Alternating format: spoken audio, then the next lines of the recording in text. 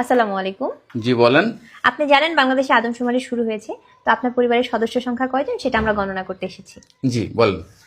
জি, আপনার নামটা? দিনমজুর। না, মানে আপনার পেশা না, আপনার নাম। আমার নামই দিনমজুর।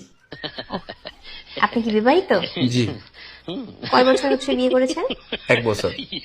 আপনার কি বাচ্চা আছে? জি 2 জন। মানে আমি 2 বিয়ে করেছি। ও আচ্ছা।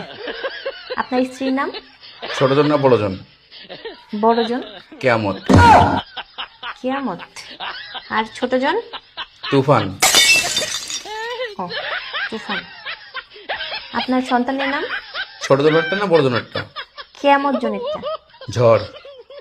ঝড়। আর তুফানেরটা? সিডর। সিডর। জি, আপনার মূল্যবান সময় দেওয়ার জন্য আপনাকে ধন্যবাদ। আর লাগবে না? না না না, আর কিছু লাগবে না। আর কিছু লাগলে নিয়ে যান।